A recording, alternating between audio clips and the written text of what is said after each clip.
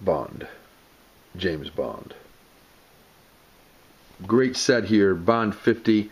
I did an unboxing of it a while ago. No reason to do that again. But what I do want to do is talk about some of the films in here.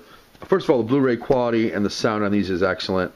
And I want to go through and just give brief mini reviews of some of these movies, and then later on, I promise to do some full-fledged reviews because the set deserves it.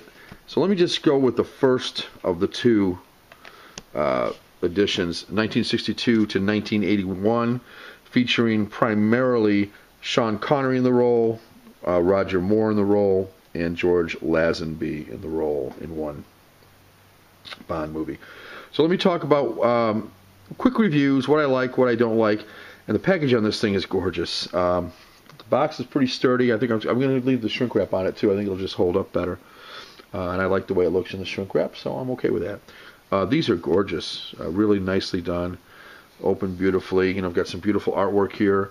The discs are a little tight to get in and out, but I'm not overly concerned about that. Blu-rays are supposed to be able to take a beating or take a licking and keep on ticking, so I think we're going to be okay. Let's start with Dr. No from 1962. I don't know how well that's picking up the light here with Dr. No, but Dr. No from 1962, the first James Bond movie. In my mind, great James Bond movie. What do I like about it? Well, it's got a great villain, although he doesn't appear until well into it, and of course the villain is, yes, Dr. No, you guessed it. Got a great Bond girl here in, I believe that's Ursula Andress, if I'm not mistaken.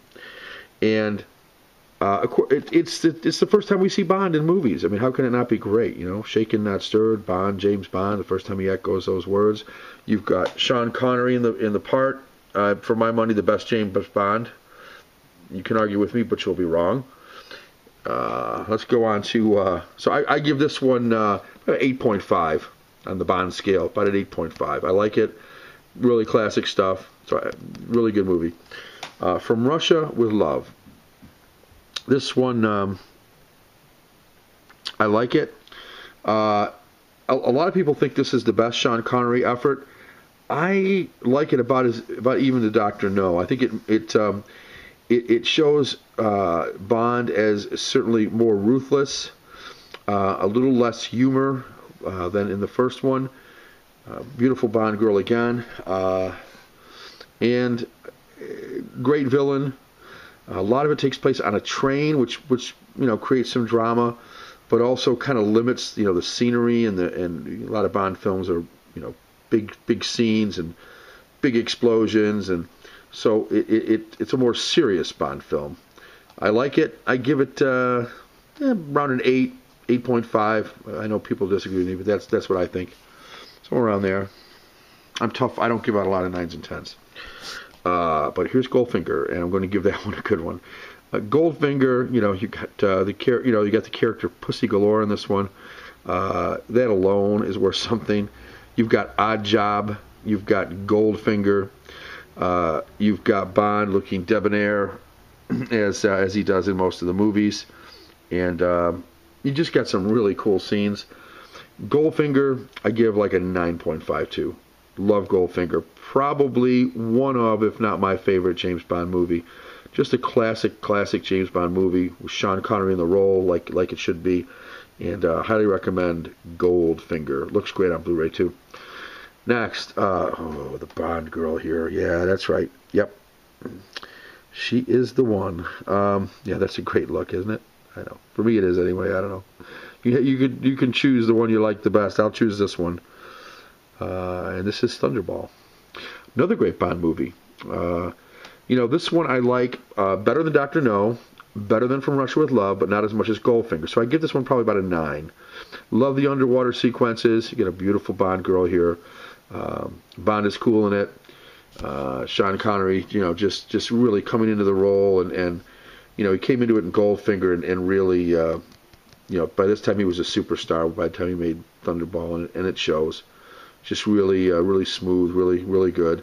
Though he was kind of getting tired of the franchise at this point. But that didn't stop him from making another one. He made You Only Live Twice. Another one I like. I don't like it as much as some of the other ones. It took place in the Orient, or in Asia, I should say. The Orient is probably the wrong choice. But in 1967, the Orient was probably correct terminology. Good movie. Like it. I'm going to go with somewhere in the 8 range with this one. I don't like it as much as some of the other ones. Bond was starting to show his age a little bit. Sean Connery was, I should say. And after this one, he took a break. Initially, it was supposed to be permanent, but he does come back. They lure him back with $1.5 million for the role. Next, we got George Lazenby. Kind of a dapper-looking fella. A little more serious again. And this one was on Her Majesty's Secret Service. Pardon me. Got a tooth that I cracked in the front, and likes to whistle on me. 1969 movie. Diana Rigg from the Avengers. No, not that Avengers. The other Avengers, the British one. TV show. She's in this and does an outstanding job. And is the love interest. And Bond gets married. Uh-oh, spoiler alert. But Lazenby does a great job. Much of this takes place on the winter, like in the Swiss Alps. You've got the mountain range and the ski lodge. And a lot of it takes place there. A lot of great scenes in the snow and so on. A beautiful, if I can get this one here. Yeah, you can probably see that there, I guess. I'm trying to figure out what the best lighting here on this is, and I'm not sure, but I think you can get a look at that. Oh, you got to look at that, too. All right. And so I give on Her Majesty's Secret Service probably... I like it a lot. It's a really good movie, and I think Lazenby did a good job. He's no Sean Connery, though. I'm going to give it an 8.5. I like it a lot. I think it's a good movie. I think he's a good Bond. It was a nice diversion. Okay, next we have the Sean Connery one-off, Diamonds Are Forever. Yeah, it's a good movie. It's not one of my favorite. 1971. Looks good on Blu-ray. I'm going to say maybe like a 7.5, 7.5 for Diamonds Are Forever. It was good, but not great. And then we have Roger Moore steps into the role. He had a lot of camp. He got the women, but he had a lot of humor to the James Bond role, more than even Connery did. And he has it up and down as far as I'm concerned on some of his movies. First, we got Live and Let Die from 1973. Jane Seymour as Solitaire. This one was interesting. It takes place like in New Orleans or Nolans. Love the theme song. Paul McCartney and Wings doing Live and Let Die. Great beginning.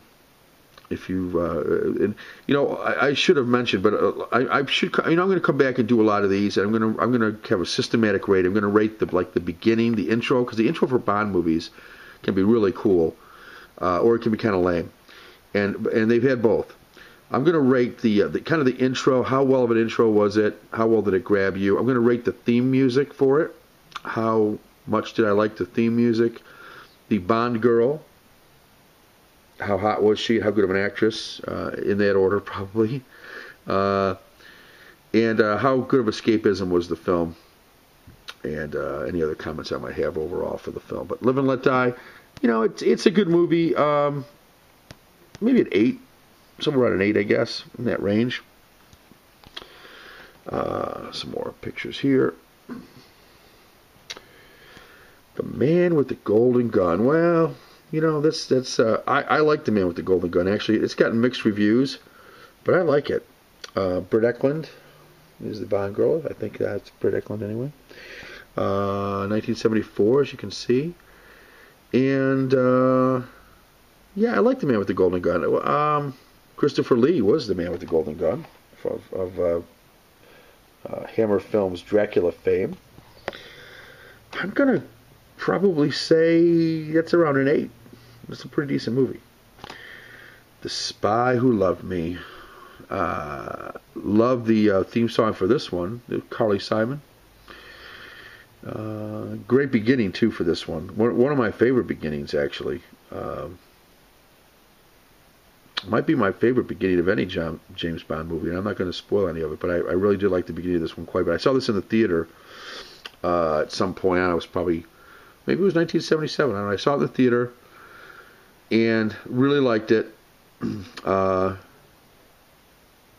was young, but I do remember it. I just remember being taken in by the big screen, and my dad took me to see it, I think, and just a big screen adventure. I really like The Spy Who Loves Me. I know it's I'm going to say 8.5, maybe even a 9. I liked it quite a bit. Let's see here. Yeah, let me get into some crappy ones here. 1979 Moonraker. What were they thinking? James Bond in outer space. Not a good plan. Yeah, I don't know. 7-ish? Something like that. 6.5, 7. Didn't really care for Moonraker at all. But that said, it still has its moments. I mean, any of these movies do. There's not one James Bond movie that I can't watch. Let's put it that way. And that includes them all. That includes Never Say Never Again, which I have, by the way, on DVD. In fact, I have the whole Bond collection on DVD, and now I have it on Blu-ray. 1981, For Your Eyes Only. Another beautiful Bond girl there. I liked it. You've got the... let's see, For Your Eyes Only. That Sheena Easton, I think, did the theme song. Good theme song. Pretty good movie. I'm going to give this one in the 8 range, I guess. It's far better than Moonraker. I say Moonraker was like a 6.5, right? Yeah, that's it. So that is the 62 to 81. I might as well keep going here. Give a quick one on the rest of these, I guess. Let's see. Yeah, I think I can do this pretty... Well, you know what? No. Let's wait. Let's do the other ones later. I got 12 minutes on this one. You've seen enough, haven't you, for now? Stop that out of your head. Yes, we'll take a breather and go from there. Hey, I got a question for you guys, too. Well, first of all, if you've seen any of these movies, what do you think? What's your favorite James Bond movie? Is there one you can't watch? I say I can watch them all. Is there one you can't watch? Here's a preview of what we'll be doing the next time, what I'll be talking about in this fantastic set. By the way, $149 right now at Best Buy. If you want to go ahead and take one of your trade and saves, you get it down to $144. Great set. Highly recommend it. I think it's a great price. You get like 20-some movies. I mean, it's amazing.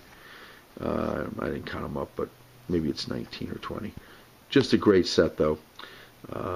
So we're gonna next time we'll finish out the Roger Moore with Octopussy and A View to a Kill, and then pick up the 2 Timothy Dalton movies, The Living Daylights and License to Kill, and I think those are pretty good movies. More on that later. And then Pierce Brosnan, of course, takes a turn and does GoldenEye, Tomorrow Never Dies, The World Is Not Enough, and Die Another Day.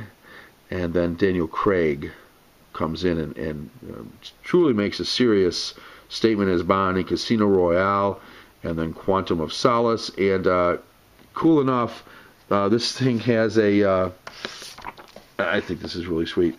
It has a spot for the bonus disc for it's got the bonus disc, but it has a spot for Skyfall. And there's just a great shot there of all the Bond guys. So next time I'll talk about the other Bonds, and I am going to do a full rating scale for each Bond movie, where I give it a more scientific rating than my initial gut reaction. But I just love this set. I wanted to talk about it some more. I want to watch more of it. I think these are movies that my boys will enjoy, just like I enjoyed when my dad took me back in the late 70s. My boys are a little bit older than I was when I saw it, but I think they'll enjoy a lot of the Bond films. And you know what early teen or preteen wouldn't enjoy some of those Bond girls, right? Why not expose them to some Bond girls early on? All right, guys, pizza is calling my name, and I hope everybody has a great weekend. Take care.